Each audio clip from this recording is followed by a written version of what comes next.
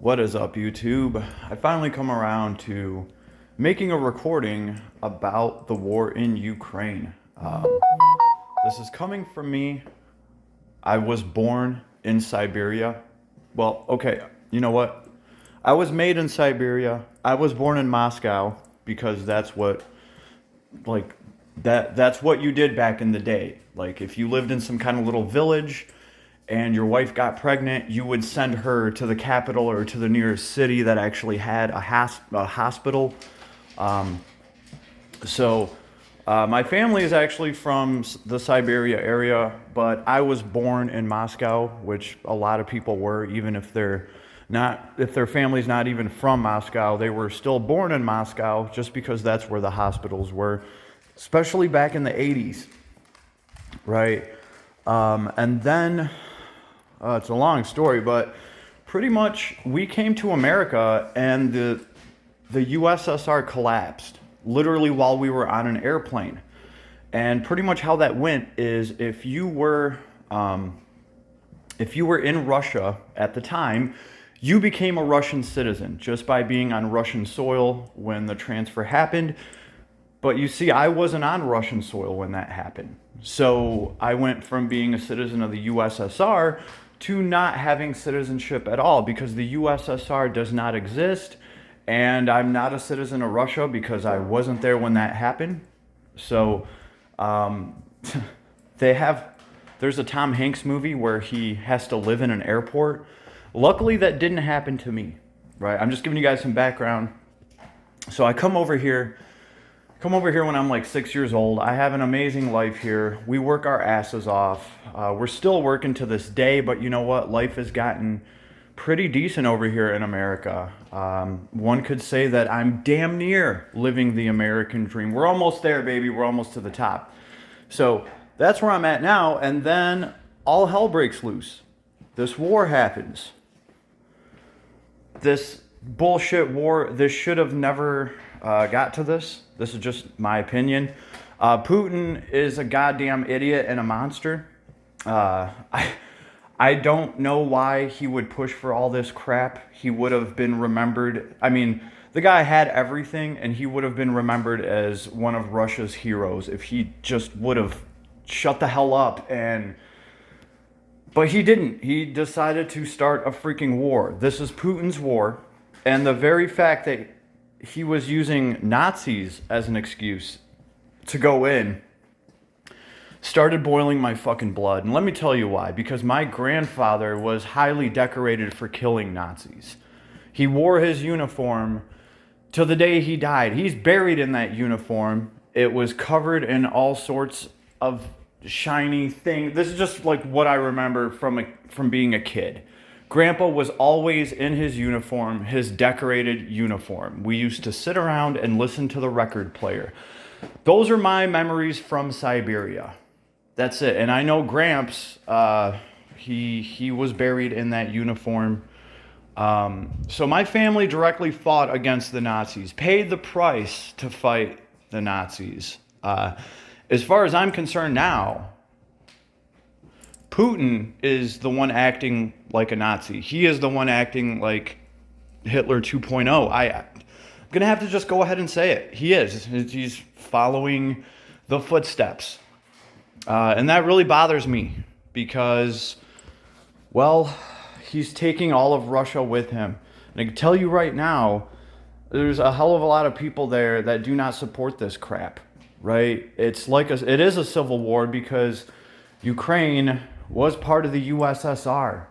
Ukrainians and Russians are the same damn people. They fought together against the Nazis, right? And I've never heard such a thing as a Ukrainian Nazi. They don't freaking exist. You would think that Russian Nazis don't exist either. After World War II and after Russia having to take like the most brutal punishment as far as lives lost. But apparently Mr. Putin is all too quick to forget about all that. So this war starts, right?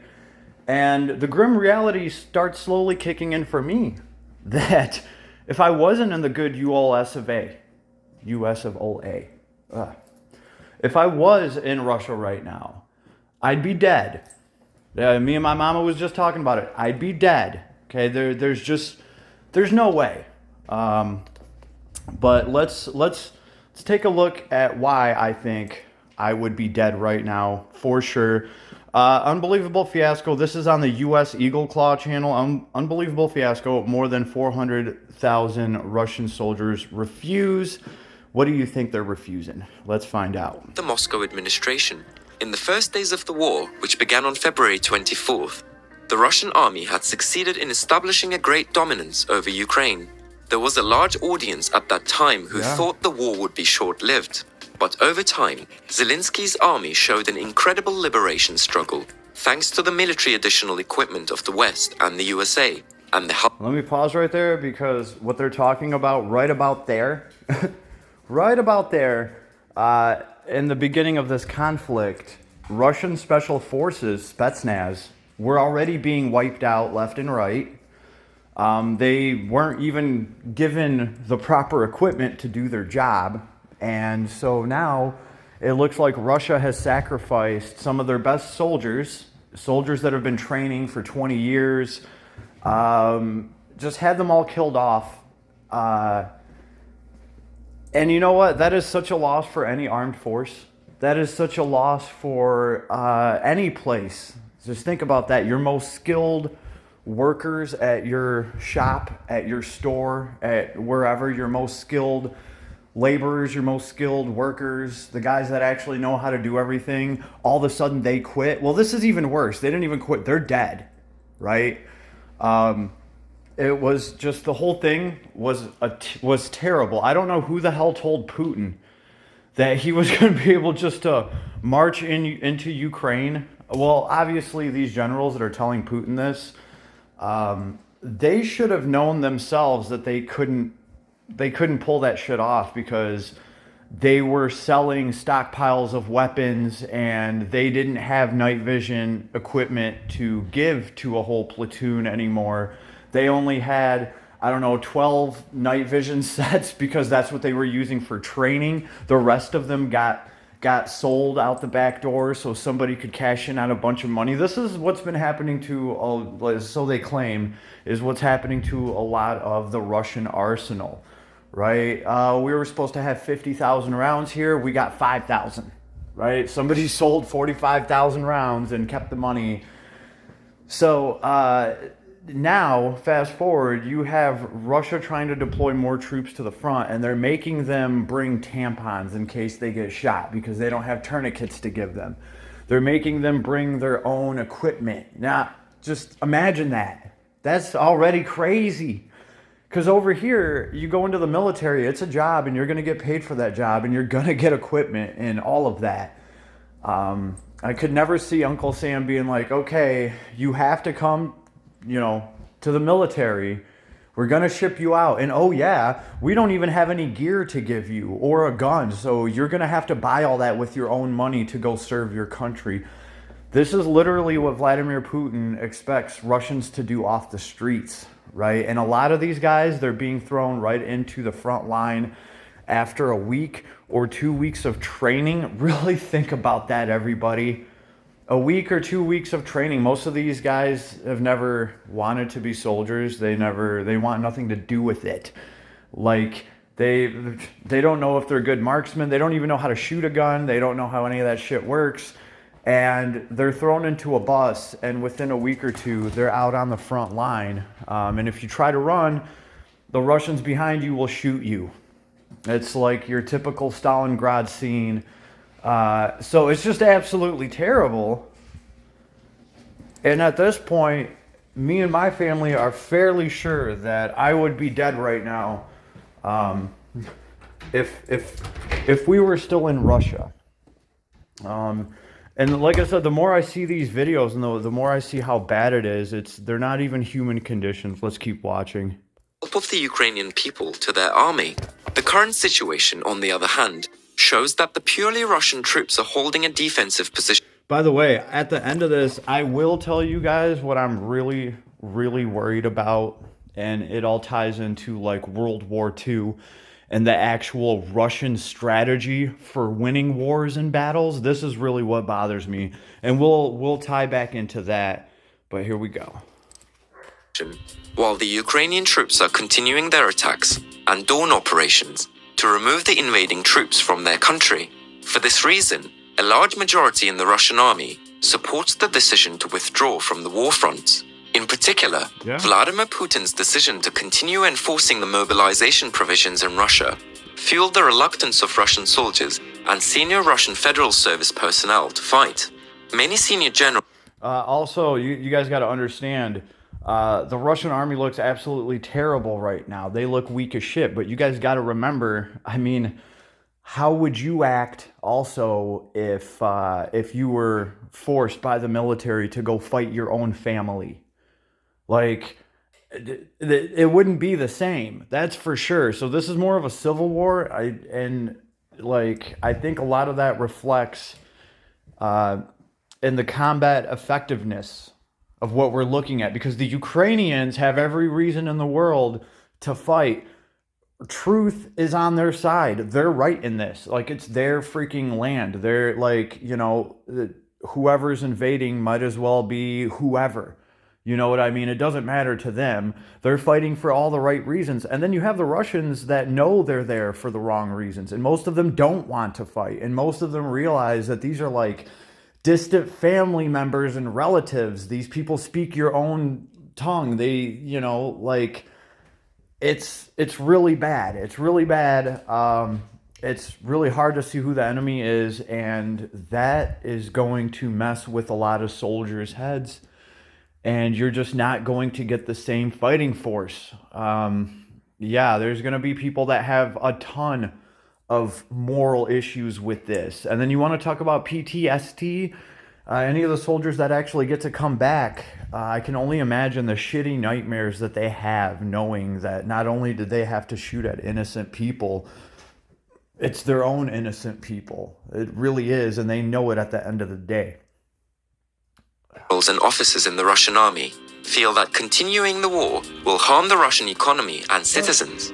For this reason, there is great anger and rebellion against the leader Vladimir Putin. Good. Claiming that Putin continued this war because of his own reputation, the Russian FSB recently announced that it had taken a striking decision. This decision had a huge impact on the agenda. The FSB's security forces, a source from the special services of the Russian Federation, announced that it largely refused to go to the occupied areas in Ukraine. The security forces of the counterintelligence... Right, good. Don't sacrifice yourselves. Don't. I would be protesting. That's the scary part. Putin's made it so that if anyone protests, he's already locked up over 10,000 people. And those are like the people that we know about. That number's probably way, way higher.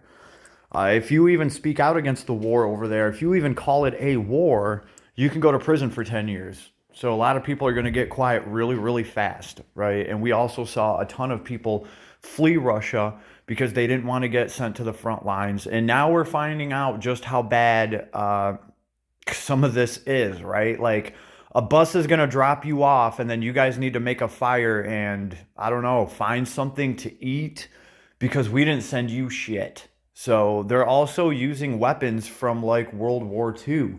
Rusty weapons that have not been maintained, okay? Like, I can tell you right now, they're not being maintained, and a lot of these, soldiers are going to the front line with, a 40, 50-year-old gun, if they're lucky. And if they're lucky, it'll actually fire.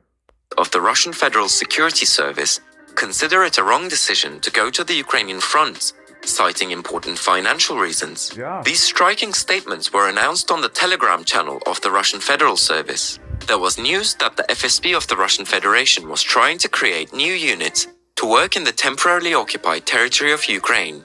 But this planned effort was ineffective, as the shortage of military counterintelligence personnel in Russia fell to risky numbers at all levels, from assistants to commanding officers to operators and middle managers. That's because Putin got them all killed off. See, when you send your army into another country and you don't give them any of the support that they need, right? Like, what can you expect them to do? We've already had reports of, like, Russian commanders being headhunted because they're not on a secure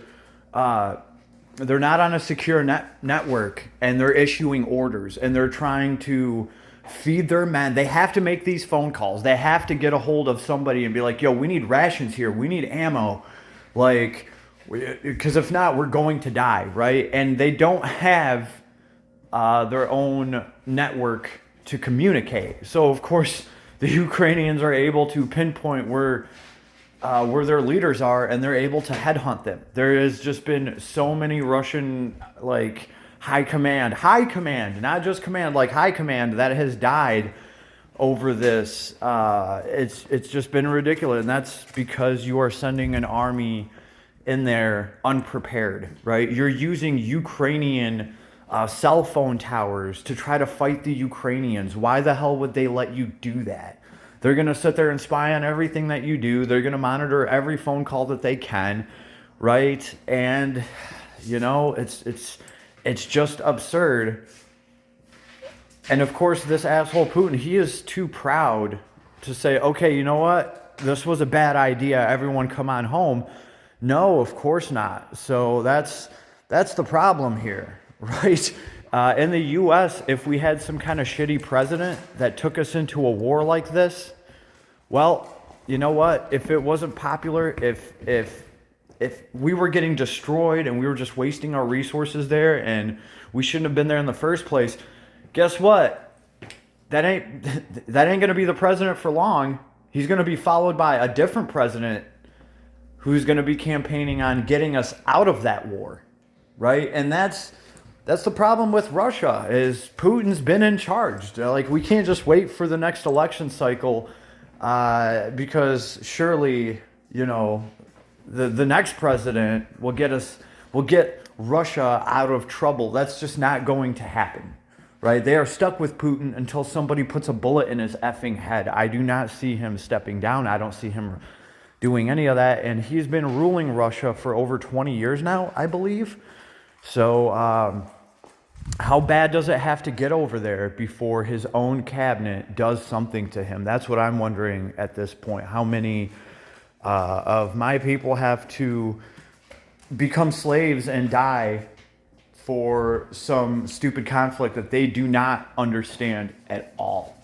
So that's how I feel about Putin. He has enslaved a bunch of my people, and he is leading them off of a cliff, right? And they're not on the right side of history at all.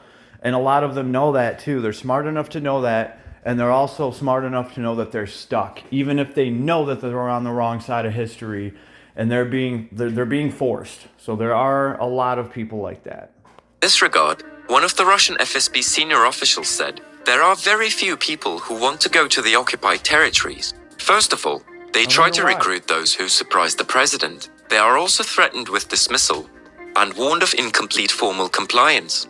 Human resources departments are actively looking for ex-employees who have been fired, even for defamation. All this does not bring great results. Only 3 of the 200 people called by the Russian authorities stated that they were aware of this situation." In addition, this FSB official explained that the mobilization campaign did not yield any results, although operators were promised additional benefits and salaries of $10,000 per month. Although this salary scale of the Moscow administration is 6 to 8 times higher than normal. Think about that too. Like, compared to what you would make in the National Guard here, that's a joke. That's a joke. And they want you to go to the front line for that. They want you to 1,000% risk your life for those peanuts. The Russians no longer want to go to war on Ukrainian soil. Among the reasons for their decision not to go to the Ukrainian regions is the fatigue of the FSB officers. According to the statements of a Russian publication, people have already run out. All departments of the FSB service, including those working in the technical team, have been intensified for 5 months. Holidays have been cancelled. Information on the lack of personnel in the special service is also confirmed by the draft decree submitted. Yeah, the special service.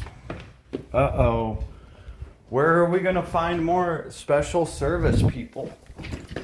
Like, all these people that they're having a hard time finding, they sound like skilled individuals that wouldn't be easy to replace. So you don't sacrifice those people. Sacrifice being the key word here. We're going to come back to that because, unfortunately, it is like the communist Soviet strategy, and it is because it's worked in the past. We'll talk about it. Hold on. By the FSB itself, which will allow the conclusion of contracts with citizens with secondary specialized education who do not have experience.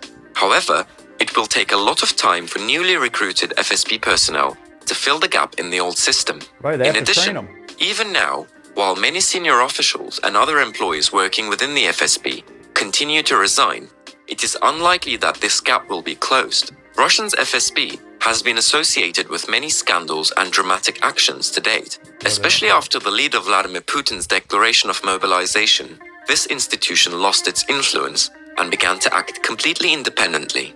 There are probably several thousand FSB agents involved in the war in Ukraine right now, and at least 400,000 remaining FSB agents refuse to serve on the Ukrainian front. The current total number of agents of the Russian FSB is unknown, but it is estimated at more than 600,000. The FSB is the special service branch with the highest powers among the Russian security forces and works directly under the presidency. They undertake many missions for counterterrorism, infiltration, spying, political and diplomatic purposes, and are very well trained. When necessary, they can also order or control the army by order from the head of state. Last month, So, like, a lot of those guys were mowed down. That's what I was saying at the beginning of this. A lot of the FSB guys, a lot of the Spetsnaz, they were all mowed down. They weren't able to do night operations like they are supposed to do. Like Spetsnaz, those are supposed to be the night fighters that, you know, the Russian army has, right? Those are the guys that get trained with like the night vision, and those are the guys that are supposed to be supplied with night vision and with weapons that are effective, you know. And apparently they weren't getting any of that, so they got mowed down just like everybody else. And what are you supposed to do then? You just lost soldiers that were, you know, that had been military men for 20, 25 years. They're like some of the best trained men that you had, and they all just died without even having their full potential explored because they didn't even get all the gear that they were supposed to have. So huge waste, huge sacrifice all over the place, right? And yes, it's terrible for the Ukrainians too. Ukrainians have died, and when I say Russians died, I mean Ukrainians too. Because they are all the same people. This is a civil war over there, as far as I can see, as far as I can tell. Yeah, so it goes right back to, unfortunately, Soviet tactics, right? And why Russia is still technically favored to win this war is because they're such a bigger country than Ukraine, right? They outnumber them. They could have a larger fighting force. If they got their shit together, they could actually outproduce Ukraine, which that's not going to happen now. They're not going to win this war through their gross domestic product because the whole world is supporting Ukraine. Make no mistake of it, if Ukraine was alone right now and if Ukraine was not getting aid, if it wasn't getting billions and billions of dollars of equipment, better equipment than what Russia has, in fact. That's really what is destroying Putin's plan over there. But yeah, if the rest of the world wouldn't have stepped up, then Ukraine definitely wouldn't have made it this far. But the fact is they did. Thank goodness they did. Because this is a chance for my birth country to get rid of the goddamn parasite that is Vladimir Putin, who is enslaving my people and destroying my birth country. It's absolutely terrible. Putin's appointment of FSB agents to Kadyrov's side after the Chechen leader got close to Wagner Group boss Prigozhin. Here's the thing, too. By the way, Kadyrov is appointed by Putin, but we're not actually sure if Kadyrov is truly that loyal to Putin or if he is just pretending to be that loyal in order to free his people, right? Because Kadyrov would very much like for Russia to collapse. He would, so that his country can be independent and free. In fact, that is where it is. That's what he's telling his people, while at the same time telling Putin that he's loyal to him, right? But he's telling his own people that, no, I'm really loyal to us. And this whole thing's good, because if Russia really gets damaged here and if their military gets crushed dealing with Ukraine, well, then I can do whatever the hell I want. We can do whatever the hell we want, and Russia will not have the resources to fight us as well. So he's been going along with it. The biggest example of this, FSB employees who have already become the center of instability have so far participated in many conflict-related actions on the territory of Ukraine. The armed fights that broke out among the personnel within the body of the institution were talked about a lot. In addition, the clashes between FSB employees and officers in the Russian army. Another funny thing real quick, when this whole conflict started, me and my little brother were talking about it, and he started following a handful of propaganda channels that were saying that Russia was winning the war. And then I was following these channels that were saying that Ukraine was winning the war.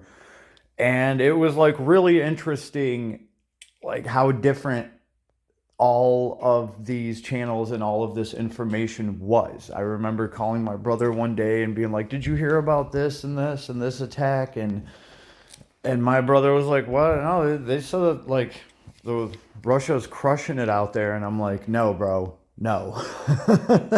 So from what I can tell, and I have researched this a little bit more, yeah, the channels I'm watching do appear to be a little bit more accurate. Russia is taking heavy ass losses.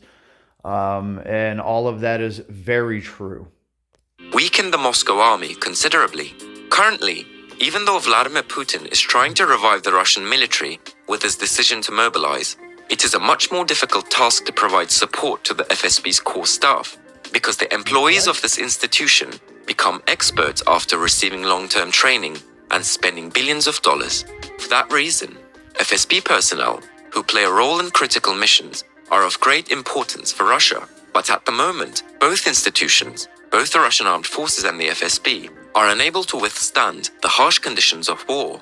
The recent attacks and war policies of the Ukrainian army caused the Russian personnel in these institutions to break their belief in war. In addition, many documents and information about the Ukrainian war of the Russian administration within the FSB. Because you guys are fighting two different wars, right? Like, you got like these Soviets that are fighting a war because a lot of them have been lied to. And when that's the case, well, you get out there and start fighting. And a lot of times you start figuring out the truth, and that's never good for morale, figuring out that you're on the wrong side of history, right? So they have that looming over them. And the whole world is actually supporting Ukraine. So the Ukrainian army is like an actual modern military, and they're getting stronger by the day, right? They're making the right moves, and just having better equipment, like having some of the missile systems that we've sent over there, where like the Russians can only shoot 8 kilometers and we can shoot 25 out of ours. Like the range is just so much different, and the accuracy on like our artillery that we're sending over there is so much better. It's so much different. You're talking like double the range, right?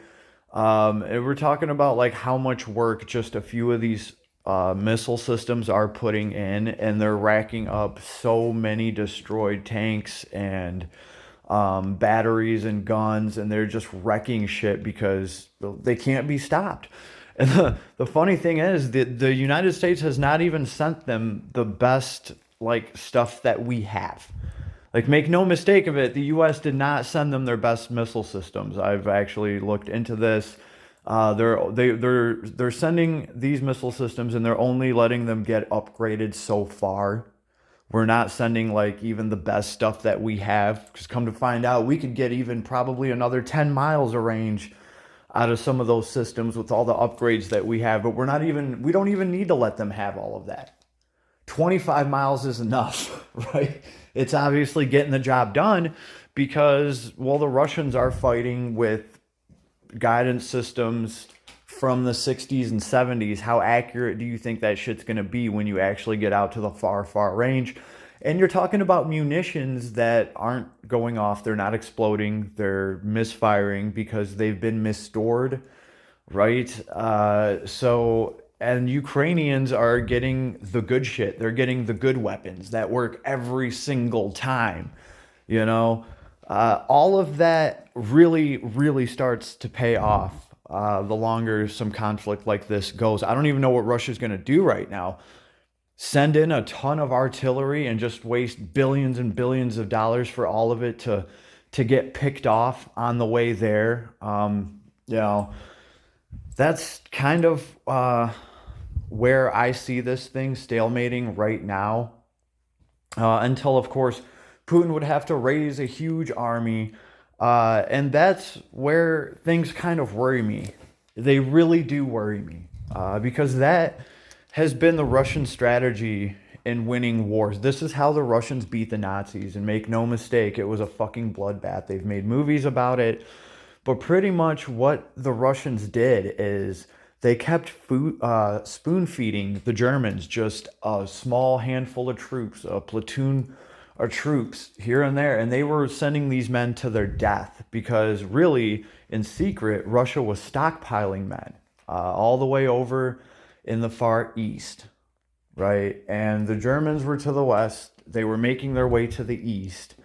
And the Russians were just sending a handful of men at a time to their death just to slow them down for a day, just to make them dig in. And they were stockpiling troops and tanks and munitions the whole time. And then they finally, when they outnumbered the Germans 10-1 or something stupid like that, where there was no way you're going to lose at this point, that is when the Russian military advanced on the Germans, crushed them, and beat them all the way back to Germany, right? But they didn't do that until they had overwhelming superiority. Like, for every German tank that was there was 20 of the Russian tanks.